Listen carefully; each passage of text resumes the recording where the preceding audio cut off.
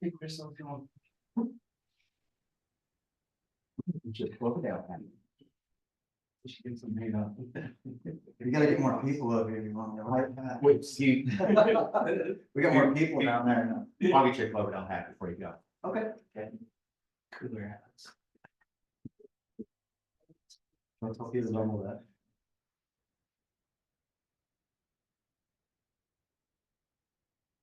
Michael, did you just say you're holding out on us on the numbers stuff? Hey, Chris, what's up? I said, when I walked in, did you say you're still holding out on us on the numbers on the bit? Oh, I'm just finalizing. I'm waiting on the go-ahead. I'm ready to go. I should have it. No, I'm just kidding. Yeah, before this week, just finalizing a few things, but it won't be the jurisdictional numbers. The report's gonna be. Yeah, time. yeah, no worries. I'm just giving you a hard time. So it's 1:30 and I'm calling the meeting to order, and I suggest first we go around the room and introduce ourselves. Marjorie Morgenstern, that councilperson and chair of the meeting.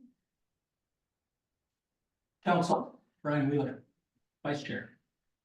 Steve Crystal is a member of the public, and since last time, I'm asking now also on the data committees for some of the county's homeless activities. Sean Nichols, I'm president, and I'm here representing the Cloverdale Democratic Club, just to observe, provide with information. Chris Grable, field representative for Supervisor James Gore, District 4, and happy to be here and listen and contribute however I can, and hopefully move forward with the good work that everyone's doing. Thank you. Good afternoon, Chair, Vice Chair, David Kelly, City Manager.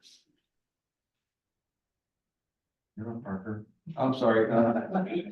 Chief Parker, Philadelphia. Kevin Thompson, City of Cloverdale staff. And so we're on to public comments, and let's see.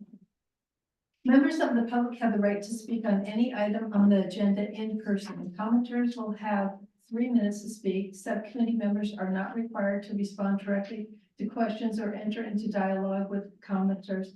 Pursuant to the Brown Act, the subcommittee is not allowed to consider issues or take action on any item not listed on the agenda. Okay, so we are now on to, would anyone like to make a public comment before we continue? Okay, we're on to C, communications. There are okay. Approval of minutes from March 18th, 2024. Would anyone like to approve the minutes? Motion to approve. Second. Okay, new business. The first item is a discussion of Measure O and homelessness funding opportunities. Chris, you're the one with all the money down there. That's on the agenda today. Michael knows more about that than I do. Okay. Yeah, I can, it's not directly under me, but I can provide a little update if you want to go back up a little bit. This is before Dave Kipp left. He and I had been working on this with Director Rivera. So at some point I believe it looks like August still, a new Measure O NOFA will be coming out. It's not going to be under my homeless division. It's really under the Measure O Oversight Committee. So my colleagues in planning and equity upstairs will be running it. But as you see, there'll be some, what's slated to be included is some funding for homeless youth, which is a youth set aside under one of our funding streams, which obviously very needed with the closure of SAY. Some general homeless support, which really is probably going to be looking at, staffing shortages, some, that's the behavioral health supports, but the general homeless support for programs looking to kind of enhance services. And then there's that SUD treatment and recovery services. So it's really the first two, there's probably over $1 million there around homelessness. The rest of it's going to be geared more towards behavioral health. And that's what I know at this point.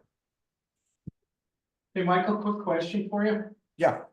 I was just going over the Measure O type stuff and looked at some of the percentages. Like you said, a lot of it's geared towards behavior health, but the thing that kind of jumped out at me was when it comes down to you know, the last part of the expenditure plan has transitional and permanent supportive housing. That's only 2% of the spending, and I was just wondering why they've got that so low. Are they keying in on behavioral or mental health or? Yeah, this was before my time, so I know that was the original plan. Now I know that I know there must be flexibility there somewhere because there was this actually happened at the board today. There was some Measure O funding that was approved for George's Hideaway today. That's around 2.4 million, which is obviously much higher than 2%. So I'll have to look into that. I think there must be some extra flexibility there. That was approved today to go towards continuing to rehab George's Hideaway. Yeah, and I was just, Permanent I like supportive at that 2%, if it seems Sonoma County wide, that seems low, and then obviously gearing towards Cloverdale. Is like, hey, you know, I would love to have all of that 2%. I'd love to have 10%, you know, and Yeah. keep going, but it just, I guess what I'm trying to say, I would love to get some of the money cut loose and given to the different, you know, towns, municipalities, whatever, and allow us to have a little bit more control up here and handle some of the stuff that we see on a daily basis up here, you know. Yeah, for sure. Thank you. I don't see Margaret there today, but I imagine that Reach for Home will be applying for funds as well for the North County. I would have bet, but Mike, can you promote Miss Margaret Slight to a panelist? She has her hand raised. there's Margaret. Yeah, Thank you. Sorry, I had to join from my phone, so it may have just been my phone number, but thank you for promoting me. Oops.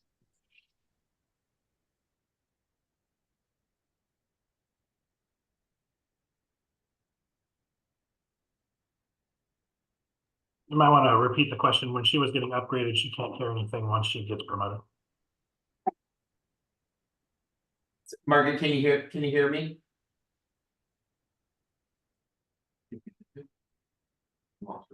It's a little spot. Oh, there you go. Margaret, we were just, the agenda item is update on Measure O and homeless funding opportunities. Is there anything that you could share with us in regards to Reach for Home's efforts to obtain Measure O funds, or what you have on the radar in terms of applying for additional I'm funding? gonna if you can hear me. Yeah. Hi, Mike. We can hear you. Are you not able to hear the board? I'm gonna take that as a no, David. I don't think Margaret can hear you. we did approve in our board item today at the board, our contracts this year, over 30 contracts, about $8.6 million. That included all of a lot of Reach for Homes projects, including one project, which Margaret can tell you about better than I can, but they had a Measure O funded project that was funded with local dollars this year. That was one of the many projects that got approved this morning.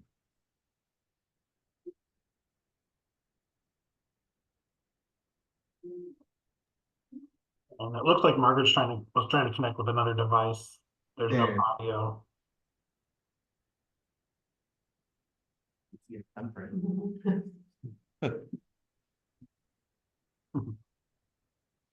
I can see on my end that an audio device hasn't been added on her end, so it's only video at this point. She might be trying to talk, but I can't see it. There she is. Margaret, we can see you now. Can you hear us?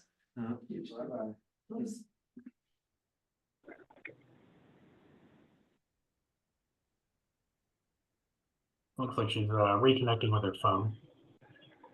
Sorry, can you hear me now? Yeah. Yes, we can. Can you hear us? Okay, great. Yes, I had to reconnect through cell phone because it wasn't working, so I apologize. And I know you were trying to ask me a question. What was the question?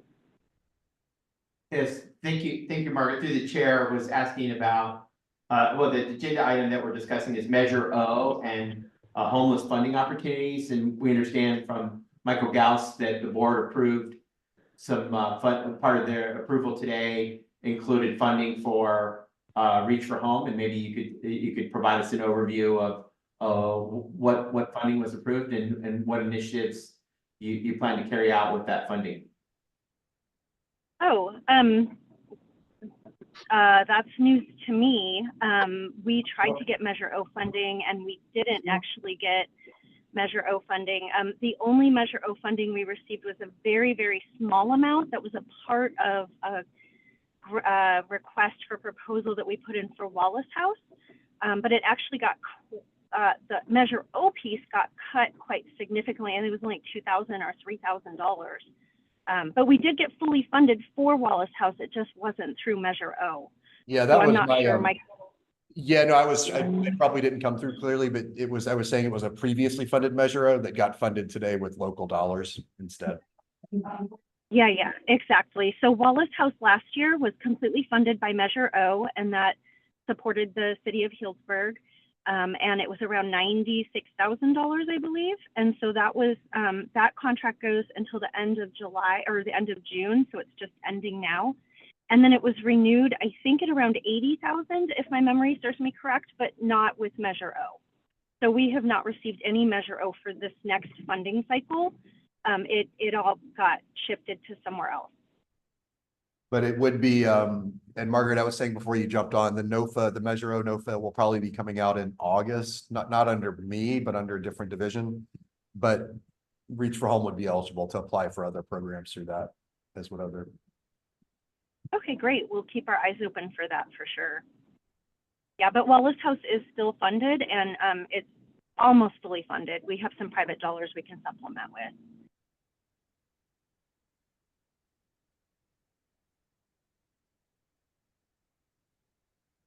Would anyone else like to comment on Measure O?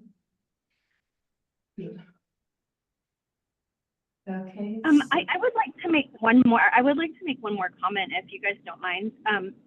You know, I have heard a lot of talk about Measure O at the Homeless Coalition level, at the provider group level, and just around. And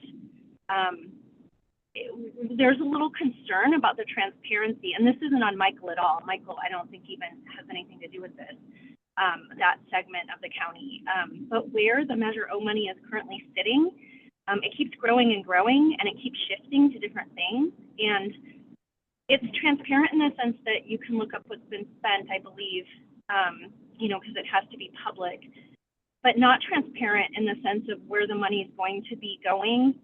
And it seems like more of it's going to behavioral health, which is important. I mean, we need behavioral health, but it does feel to providers like something's amiss because no one can really tell you where the money's going to go.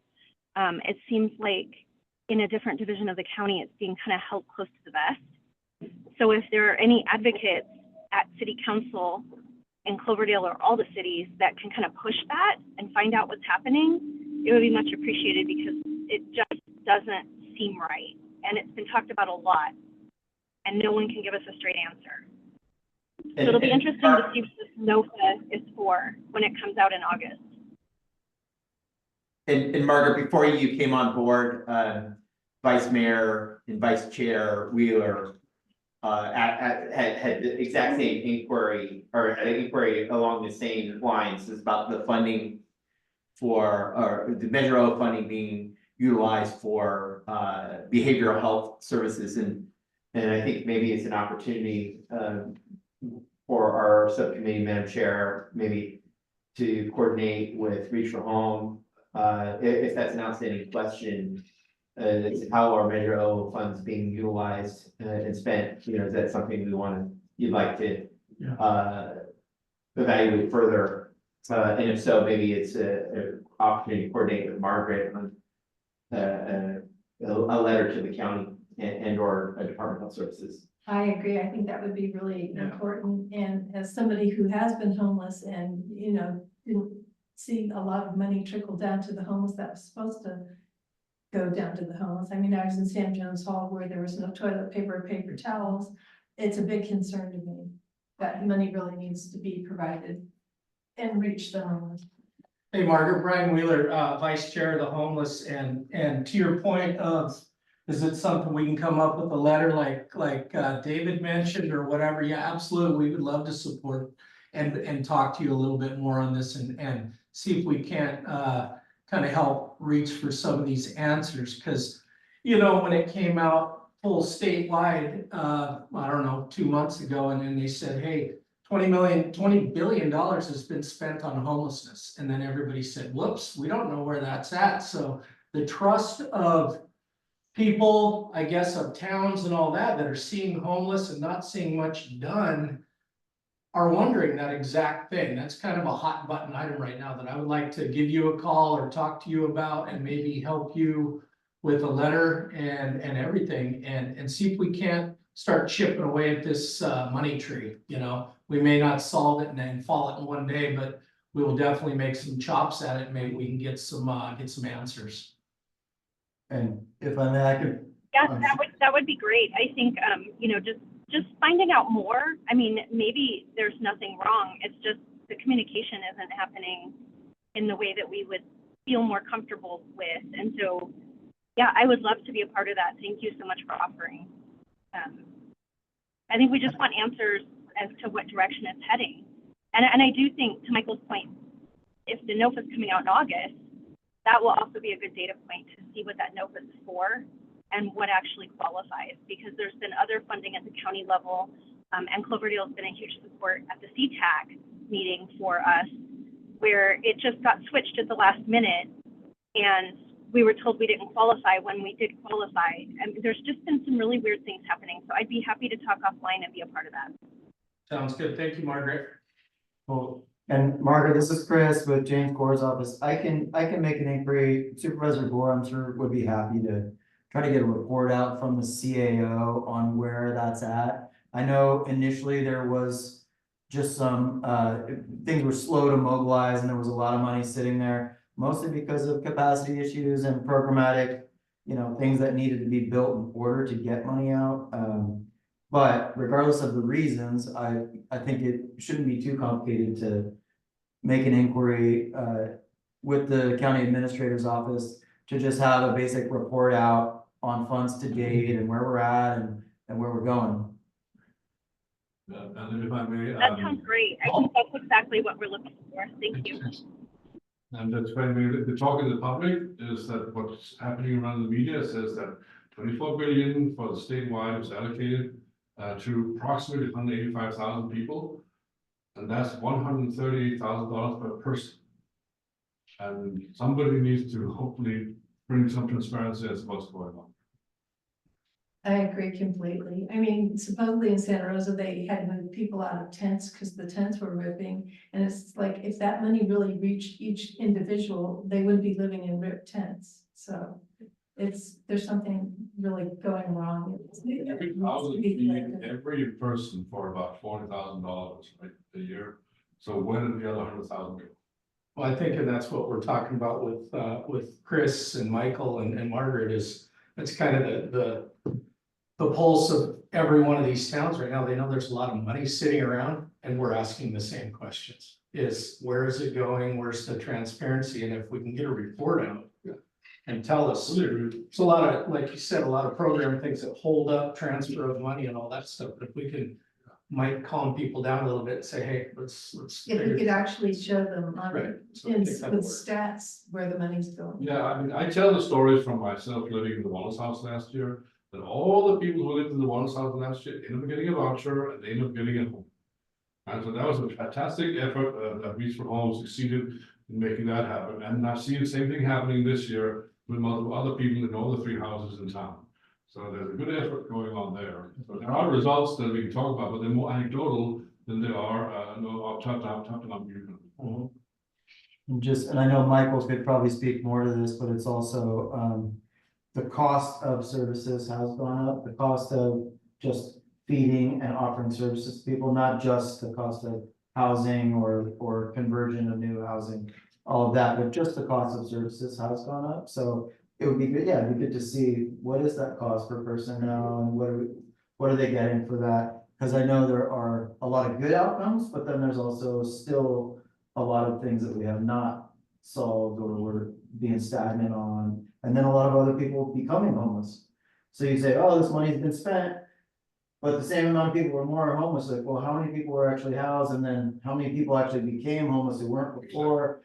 So, you know, I think people knowing that precisely really helps, inform what's going It on. might not be perfect numbers because it's difficult to identify exactly who's homeless and not. But general high level view certainly is possible. Yeah, and I know Michael will speak a little bit to that with the point in time and all the things they're doing.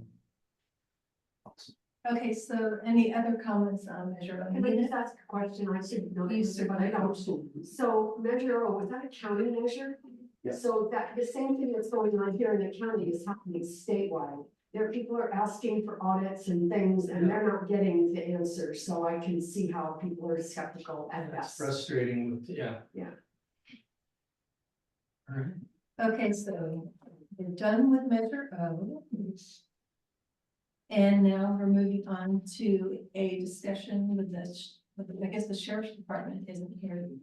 Lieutenant Duke, not remote or, no. Okay. I don't see him. Yeah, Madam Chair, this item was put on, we thought it would be an opportunity for Lieutenant Duke with the Sonoma County Sheriff's Office, who's been responsible for managing the homelessness in the unincorporated county area around Cloverdale. I know he was at last meeting. We thought he'd be here today to provide an update on kind of enforcement of the in particular addressing some of the encampments along the Russian River and just to get an update on removal. We did get a written report, obviously he's not present. I did want to note that while it's not specific to Cloverdale, we did see very recently the encampment that was present along the Russian River just south of Cloverdale. It's been in the process of getting cleaned up. I know there's been large garbage bin. You're seeing the cleanup efforts there. I don't know if Chris, you have an update or anything to share there. We speak a little bit to that, and I know Margaret and her staff have been really fantastic in working with both the sheriff's office and Russian River Keeper in doing those cleanups. So maybe some of those southern encampments she could speak to. That on the northern side, our office has been working pretty closely with Highway Patrol and with Sheriff and with Permit Sonoma, and we have seen a pretty good decrease. I think when I came on James's office almost a year ago, there were 7 to 9 RVs on Geysers Road and a few obviously down on Levy and Crocker. And we're now down to 2 on Geysers Road, south of the Mendo line. And some really good stuff has happened. There was a fire on Geysers Road, as many of you probably know, on Sunday. I don't think know the cause specifically, but it was either people using the river or people camped out, not sure. The fire was put out really quickly, and anybody who was parked there was cleared the subsequent day, so there's no one there camped out or parked that we know of at this point. But shout out to Captain Hoff with the Highway Patrol. He's been really responsive, like immediately responsive, sending out troopers to clear vehicles. I don't know if his official title, he's the region commander, but he's a captain. I don't know what the official, the formal way to address him is, but commander or Captain Hoff, if anybody has issues with abandoned RVs and vehicles, anything with a license plate, I mean, they've been on it like within hours. Like, it's just great. So outside, obviously, Cloverdale PD's jurisdiction. So. And Madam Chair, I can reach out to Lieutenant Duke and see if we can get an update and certainly share that with the committee. And we are still waiting on, there's a really important, obviously, Supreme Court case, the Grants Pass case. We are anxiously awaiting the results of these Supreme Court cases, but specifically that one to see if it alters what is available and at our disposal, what tools can be used. So anxiously waiting. What should have in typical Supreme Court sessions already been addressed has not yet been addressed. So something to tell constituents, we're working on it. Yeah. big one coming. Yeah. Okay, does anyone else have anything to add to E2 before we move on to E3? No. Okay, so now it's a discussion and an update on 2024 point in time count. Yeah, thank you, Madam Chair. I want to turn this back Michael, I know you shared with us early on, but just an update on the status of the PIT. Yeah, I'm anticipating any day now, having that realistically next week, the top line number will be out, should be out. I have a meeting with my higher ups here this week to finalize what I put together, so. But again, it's a top line number and the and some of the subpopulations such as youth, veterans, families. The full report, we're probably talking about July, August, that'll have jurisdictional info. As well as the, you know, the 50, 60 page, like underlying reasons, et cetera. That's the main update there. Madam Chair, we can, if we get that report in August, we can put that on the next agenda. Okay, that sounds great. So. Margaret may be chiming in too. Yeah, really quick, I was just gonna say that because we've done so much work, because we've had the grant and housing available and whatnot, we think our numbers have dramatically decreased since January when we did the count. So what Reach Firm is gonna be doing here in the next week or two is we're gonna do an informal count just to see, like, if because we're doing the by names list where we have a list of every single person. And that's what's happening now countywide, each sub-region is doing it. So we really want to see, does our list match with who we think is out there? Are we missing people? Are we miscounting somehow? Just to kind of do an informal check. We think, though, just sizing things up, that the point in time count will be pretty flat for Northern Sonoma County from January. But then we think that we're probably down about 40 people since then, maybe 30. So we're thinking we're sitting at around 70 is what we're thinking, but that won't be what you'll see in the report. Next year, we're hoping we'll see a big decrease, you know, officially, but I can report out on what our informal count shows as well. I think to follow up on what Margaret was saying too, I think if anything this year, we probably had, because we have these by names lists in all of our regions right now. Margaret's done a fantastic job up in North County with theirs, and Sonoma Valley had a by names list for the first time. Santa Rosa's got one. Pretty much everywhere has one. So I think if you see, you know, it's going to be hard to pinpoint. If there's an increase, it could be related to actually finding people, because people know where to go on the day of the count. I know that sometimes can be a little counterintuitive, but we have so many people who know exactly where to go, and the count is being done more and more by expert, you know, by the people in the regions. Like, you know, Margaret and her team pretty much lead all of North County. We leave it to them to do it with volunteers. Similarly, you know, the host team does almost all of Santa Rosa and so on. So I think if anything, the system has gotten better at finding people actually by name on the day of the count. It's always going to be an undercount, but I think that's one factor in it this year. Well, I think also for constituents, important to, as Michael was saying, it's that one day, it's a snapshot, right? And really it's an insinuation of trends, it's you know, like other things that we do that are just a very, very you know, broad snapshot that day. And just to speak to what Margaret was saying, for instance, some of our constituents down in Healdsburg, you know, the most visible encampment that we had was at Memorial Bridge right there, right along the river. And I think it started out with 42 people back in December, January, and that was also the time of the point in time count.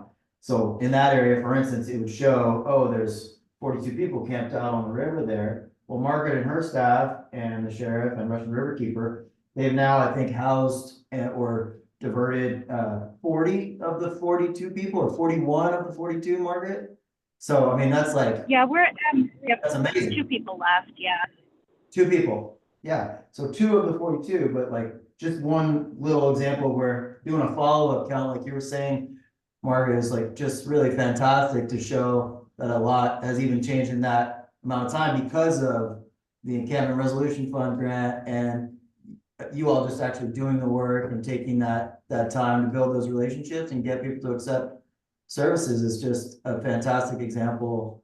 And yeah, 40 of 42 people that's really great work. Yep. Okay. Okay, so we're moving on to F, standing items. The first one, number one, is the Cloverdale Police Department. You're hot seat. I'm on. So over the last, since January 1, we've had 63 contacts with unsheltered population. A lot of those are repeats. We deal with the same folks all the time. One interesting case was, and I'm not sure if it's related to our success that we have dealing with homeless folks or not, but we had an unsheltered individual come and report a crime lied to us that didn't occur here, occurred in another county, lied to us about it. And his excuse for lying to us about it is because we would do something. So I don't know if he was aware that, that we do follow up on cases. And his particular case, he was involved in a Hell's Angel thing, and his dog got stolen. We located it through our flock camera systems for the vehicle that he described. They were in another county, had a jurisdiction contact him, located the dog. Turned out it was a civil. He lied on something, many different levels. So anyways, but our flock cameras do work. And then it was strange that he would, it occurred to Mendo and came here to report. So why don't you do that? So anyways, so we don't, there's not a big influx that I've seen from different characters coming in town. You have one of our previous frequent flyers back, and noticed today. Yes. You saw? He's on. Oh, she. Oh, yeah. Yeah. I saw her, I waved, I was like, oh, here we go. Yeah. But yeah, that's all right. Yeah. And the other guy on the stage right now. So anyways, so far so good. I'm glad to hear our last person we dealt with was success in getting them housing. Anything we can do, obviously we've been giving out bus passes that we get from each homes. When they're sitting out here, we contact them.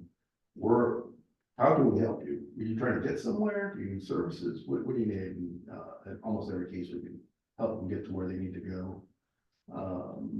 Contacted a guy last week, said, I'm trying to get to Cloverdale, but to Santa Rosa. You lost me. Because there's two different directions.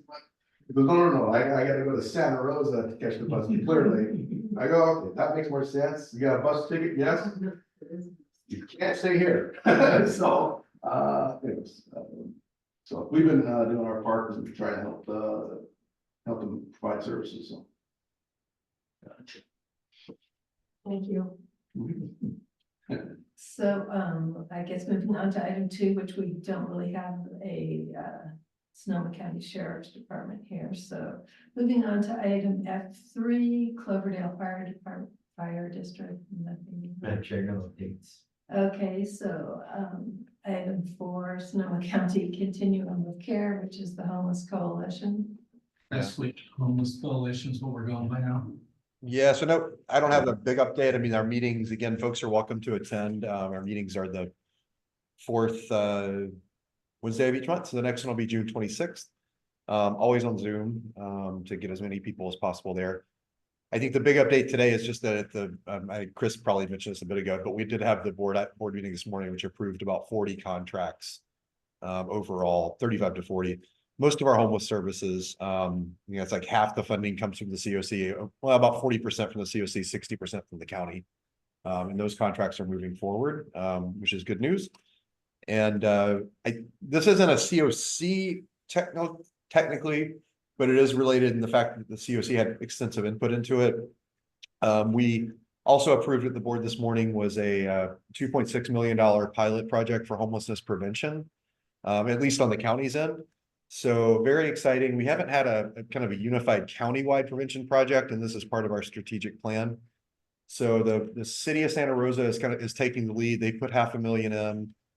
We, the county, put $500,000 in. Petaluma put about $300,000 in, and then an entity named All Home matched that dollar for dollar with philanthropy. So we have it's going to be $2.6 million over 2 years. And it will be countywide, so we're aiming to serve about 160 households a year over the first 2 years of the pilot. So it's really exciting. There's lots of kind of disparate homeless prevention efforts. We're trying to have one that will have a central operator, then with like 5 or 6, what we're calling hubs. We'll do kind of in-person assistance for homelessness prevention. And this again is to support families or individuals who are at risk for losing their housing. So if we don't address inflow, we're never gonna, no matter how many people we house, if we don't have somebody, stopping the front end, supporting people from being homeless, we're never gonna get there. So I'm excited about it. Again, the counties will probably do a lot of this, help lead the efforts in unincorporated in the smaller cities. But Santa Rosa is taking the lead on this. So they've put out an RFP, request for proposals for a centralized operator. So it's exciting stuff. I know that Santa Rosa will be approving their funding, I believe, in about 3 weeks themselves. We're targeting around October to get going. So I'd be happy to chime in from a Cloverdale standpoint. Reach for Home is currently in 2 of the requests for proposals as a sub-region hub. I'm not sure how many people are applying, but two people have approached Reach for Home so far to be a part of it. And then in addition to that, Reach for Home this year started our own expansion of our homeless prevention program on a pilot basis. We have our licensed clinical social worker who's also being partnered with people who might need mental health support to get connected to mental health support if there's reasons, for their eviction that might be around mental health. We're actually not just supporting people who need money and dollars, but we're also supporting people who have behavioral issues. So if someone's, if you hear of a landlord and someone's being evicted because of hoarding, or maybe, just disturbing people, violence, not so much, that's a whole separate thing, but just, nuisances, we can support that and we will support it. And then we also got a grant from Providence to start our pilot. So we're hoping to kind of, work out all of our kinks and get up and running. We've met with All Homes and we have their intake process that they typically use, so that we are hoping that our program will align with the county's program too. We already had ours in motion before we heard that the county was doing one as well. So we're just hoping that this is an excellent thing because we can just leverage all of that matched money that the county got as well. So just an update there. We've already helped, I think, around 60 people, or no, sorry, I'm inflating that number. I want to say 6 households. So I think around 20 people. And we also give 3 months of case management. So we want to know, why are you behind on rent? What was the core reason? How can we make sure it doesn't happen? What kind of assistance can we help you get? What kind of credit fixes can we help you with? We're also working with a potential private partner who might help us do 0% short-term loans for people who are in over their heads with these awful high interest loans as a part of our program too. So just an update. That's exciting about the loans. Going bigger. Yeah, if there's additional questions, I can route on the overall palette. I can route them to Kelly Kuykendall. She's kind of my counterpart at the city of Santa Rosa. There, the county, we're putting our funding. What we did today was basically authorizing MOU to send them our funding, as they'll be the primary operator. Petaluma is doing the same thing. So happy to pull, reach out to Kelly if there's additional funding. Sorry, additional questions. And I see that there's a. Oh wait, Margaret's next for Reach for Home, unless she just did that. Yep, she's done. All the updates I had. I think it's all you, Michael. I was on mute. I don't really have any other updates in the county, and my colleague James Alexander does more of the county facing work. I'm pitching in quite a bit while we're waiting while a new director is being hired. But I can say that I believe the timeline is June, about a week for Eliza's Village, which some folks are aware of. That's the dorms out at Los Guilicos. And I think we had about 18 or 19 folks still left at the tents on Admin Drive. So James and others are are working double to get those folks, the last few folks at the tent encampment on Admin Drive, transitioned over to Eliza's Village. Which will be the first kind of wave of folks going there. And that will result in the tent site closing down. Probably a good thing because those tents get really hot during the summer, really, really hot. So that site will close at that point.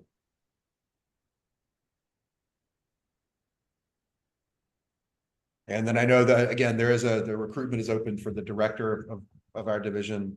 I'm not involved in that, so I'm not sure where that is. I believe that applications closed recently, so hopefully we'll get somebody good coming in here soon. That would be Dave's position.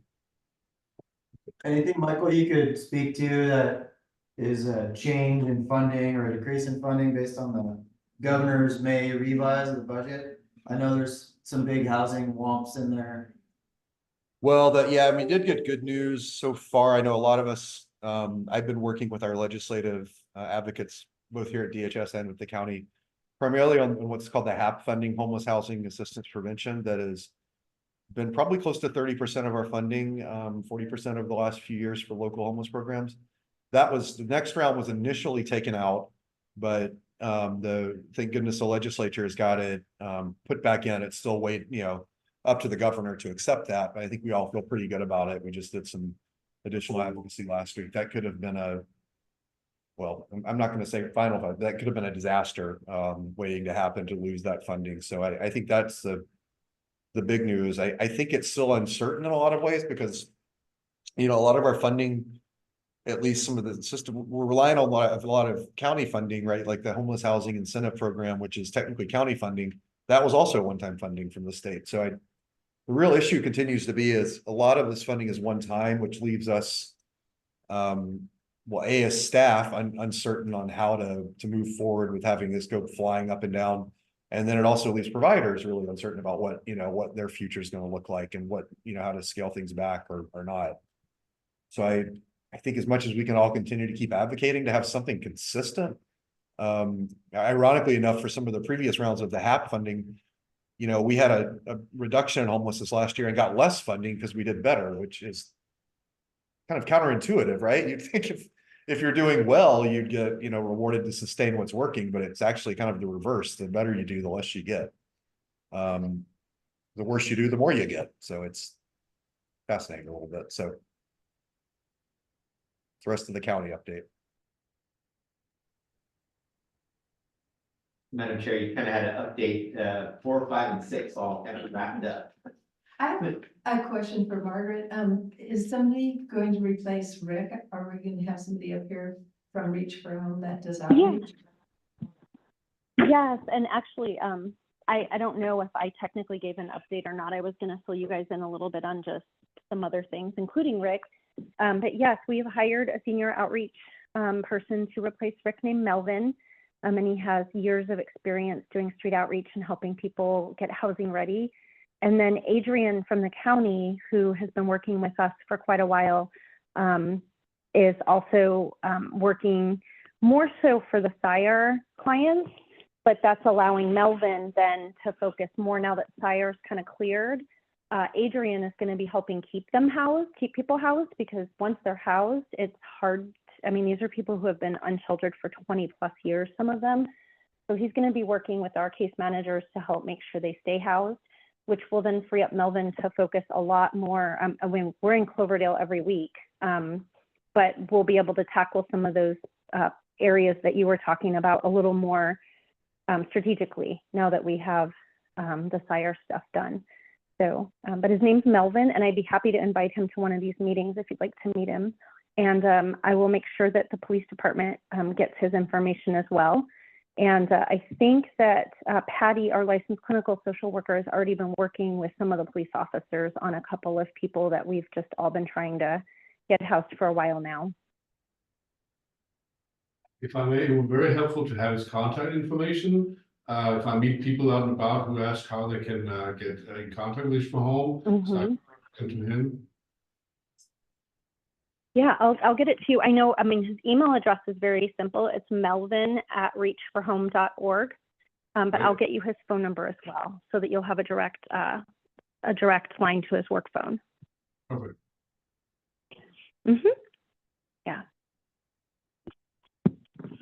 So now we're down to other. Does anyone have any comments they want to make? I was hoping we could discuss the plaza a little bit, like how could, I know we can't move people along and that's not my point, but how can we make the plaza a little bit more family friendly and enjoyable for everyone?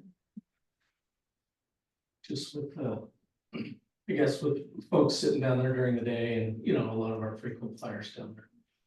So, What are we talking about? Well, like, you know, like Kevin and I drove by one day and there was like a guy Yeah. sleeping on a bench. And if I was a mother with a stroller with my little kids with me, I would maybe want to hang out in the plaza. It's not very inviting the way it is. Maybe. Yeah, okay. I mean- Getting it.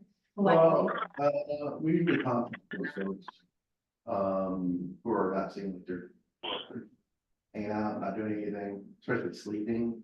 We call them. In the day, yeah. Yeah, and we just contact them, hey, what are you doing, how are you doing, and not necessarily moving along, because we can't do that. Yeah. See if they need any services, basically, giving them our attention. I'm wondering if we could start, you know, finding out, I'm sure people know who they are, right? Like their names. Like if someone could send me a list of the names of the people that frequent the plaza, I could have like we could focus on them for our by names list meeting and just see, you know, what can we do? What can we offer? What are they willing to accept? You know, we have funding right now that's fairly flexible for different things. So there might be some solutions to just help get them into housing that they might accept. Worth a shot. If you tell me who the people are, we can just kind of try to focus and see if we can get something to come out of it. That's kind of what we did for SIAR, and we probably already know them, obviously. It's just getting them to try to take a step towards housing. I think And I know some of them are still probably really tricky. I know we've been working with like Jacob and people, we can't get them to sign an IMDT ROI or anything. So I know a few of them are like the high utilizer people that we struggled with for years. But just brainstorming. Commission here, the gentleman is living with his sister, but I believe he's just been kicked out lately. At least it looks like that because he's not sleeping at home, he's sleeping on the streets right now. And he's been asking me the last 6 months, how can I get help? And I've been telling him, well, you can't even be homeless for each home to get involved, I believe. So I don't really want to tell you, except maybe call Rick and see what we can do anything, right? The person might now be actually homeless since a few weeks. So he might be one of those people we can get help and get him off sleeping on the bench of the plaza. I think I know what you're talking about. I don't think it's the person you're talking about, though. The people you're talking about are the new folks. Well, you've got a few of those folks spreading yourself all over the ground. Yeah, You know what I'm like saying? they unpack That- things all over the stage, Yeah. and like I was hoping, because obviously, you know, every time I go by there seems to be something, and like when Kevin and I drove, the guy was on the bench, I went for a walk like hours later, and the guy was still on the bench. So maybe if we could check the plaza more often, I think that would be good, so it, you know, like you said, you can't move people along, but if you could just, you know, have people, the police walk out there more often and just say, hi, how are you doing, or whatever, you know, or saying, hi, can I help you, or something. Maybe we won't have people like laying on the bench all day. Because I think if we could make it more welcoming, that plaza is for everybody, not just for people that, you That's why know. they go there, 'cause it's more fun. It is a heartbeat of the heartbeat of. But I mean, it should be where a mother could take her little toddlers and feel safe, and as it is now, I don't. think it's I'm always that very, comfortable. if I get to, I'm very, even on my days off, I'm always watching to see who's out there. And if I see, you know, kids or parents in there, I'm making a point, that, hey, go over there, there's something that's going on, have an officer walk through. Just so that the other folks over there, and they may feel uncomfortable, they may not. But just our appearance does a lot, but. I agree, and I guess what I'm saying is, if they could appear more often. Yeah. I think it would be, make it a more family-friendly plaza, which is, I think, important. That plaza is for everybody, and I guess that's my point, if the police could go out there more often, you know, like when they're not doing something. It is an unfortunate sight that there are like one person from the town who's like lying on the bench and two people with like all the things that just arrived at the bus and they're kind of confused. They're Taken over the a bus little bit mentally off. And they're really not sure where they're going. They hang around for a few days and maybe longer, and it doesn't help. And these two cases don't help anybody. And if they do need help, then the officer could just let you know, and then you could let Margaret know, because Yeah. maybe some people do need help, but it would be great if we could get them help rather than just like ignore them. Or like where a woman who was mentally ill got off the bus. I didn't personally see it, but I heard about it, where she did not get a warm welcome from the police, like, could we help you? It's more like, get out of town. And I just hope that that doesn't, you know, we really need to treat everybody as a human. And yeah, even if they're unsheltered or mentally ill, we still need to treat them with respect and not just tell them to get out of here no matter what, you know. The gentleman who you mentioned who was going to Santa Rosa to go to Clear Lake, Yeah, I actually spent time with the gentleman and it turned out that he was schizophrenic. I know that. And he unfortunately traveled away from his home, going to Clear Lake without his medication. And so these things impact people's judgment. Their ability to plan, right? So he ended up hanging around here for several more days because they were supposed to. Yeah, and when I contacted him, I had an officer come with me, one of our new officers, and, you know, she wanted to jump ahead of me and contact us. Chief didn't want to do it, but, so I contacted him, and the way I did it was made him feel he was comfortable, yet I was direct. Gave him directions on what he can and can't do. Have a nice day. Be respectful, clean your stuff up. Can't be hard to ten. He said, I appreciate it. Thank you. I'll be gone on the bus tomorrow. I said, I'm great. If you need anything, you let us know. And so I, you know, explained to the officer, that's how you need to treat people. I mean, he felt good about the contact. He felt good about the contact. You know, Just give them facts and directions of how to get them on with what they want to do. yeah, exactly. Yeah, and just so you guys know, if there's someone who's sticking around longer, I mean, usually what we do with the Healdsburg Police Department, and we're happy to do it here too, is Jeff McGee is usually the one that happens to see people because he's their licensed clinical social worker. But he'll say, hey, you know, where are you on your way to? You know, how can we help you get there? If they get stuck and they have an actual solution where we can verify that there's someone where they're going, that it's not just, you know, we're not just giving them a free vacation somewhere, that they actually have a plan and they're on their way to somewhere for permanent housing. We do sometimes have money that we can help them with a bus ticket to get them on their way. You know, again, we won't just pay to ship people without a plan, but some people are on their way somewhere and there's actually something on the other side. We're happy to help with that. And then we have Patty, who, if there's someone with mental health issues, you know, that's not a danger, which I'm assuming that the police would have been involved if they were. Patty can come and try to at least connect them to someone to get them their medication, and just try to talk to them, assess them, and see how we can kind of stabilize them so that they can get in their right mind and hopefully get on their way as well. I know it's not a lot to offer, but we're happy to help in those ways. Good. Well, we appreciate that. And another update is we're working on getting a licensed clinical, actually, he's, I think, training to be a marriage family therapist, so MFT, and he's out of Cloverdale. So we're looking at working with an intern to help him with his clinical hours, and he's in Cloverdale, so he would be giving us 20 hours a week. And if it works out, then his home base would likely be Cloverdale. He'll probably help a little in Windsor and Healdsburg too. But Cloverdale would then have probably a decent representation of someone who can offer mental health support in those situations as well. Out of office, that's good. That would be great. I mean, it would be great if we could eventually get like a small house with an office and where people could go if they needed to hang out somewhere and get help. I mean, that would be great if we could find the money to do that in Cloverdale, because right now we don't really have an office up here to help So them. True, and we could pilot that there. We did pilot that in Healdsburg. We had a navigation center built with money as a part of our Victory Apartments for unsheltered people to come. There were lockers, there were computers, job center.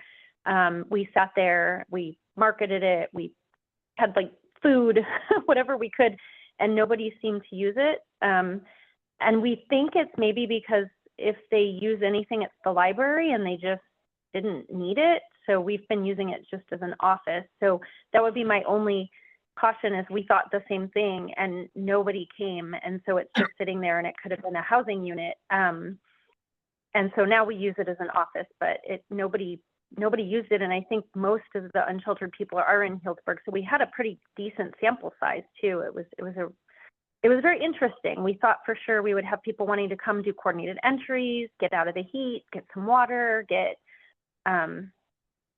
but anyway, it could work in Cloverdale. I'm just saying that. I know from experience, like in San Rafael, they have one called Ritter House, and they have washers and dryers there, and they have showers, and then they have food that people can go get food out of the food bank or get a cold drink. And people do come there and hang out. And I think it would be great if we had someplace here where people could go take a shower and do their laundry and feel safe and comfortable. And like if they wanted to see a therapist or ask for housing help, it would all be in one location. Yeah, I like the showers and the laundry. I mean, that would be a bigger draw than what we had probably.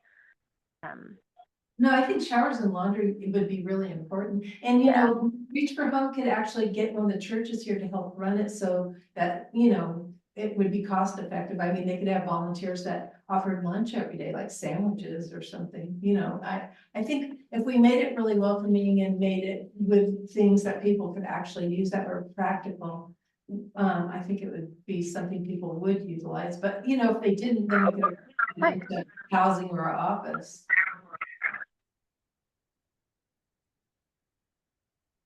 So does anyone have anything else they want to add before we go on to future agenda items? Okay, so future agenda items. Only thing I've got is obviously Michael, maybe by the time, I'm not sure when is our next meeting here. It is August. October. Oh, October. Hopefully by October, we'll have the updated PIT numbers. And Oh, then, yeah, for October, for sure, yeah. so, that'll, Put that on. there's an update, so it's not really future agenda. And then maybe, when we talk to Margaret, we can come up with a letter we're both happy with for that transparency type stuff. And if we do, and we get one sent off, or a copy of that into the future agenda for the homeless stuff. That's all I've got. Anyone else before we close the meeting? So it's 2:27 and I'm calling an end to the meeting, closing the meeting. Thank you, everybody. Thank you. Thanks, y'all. Rogers.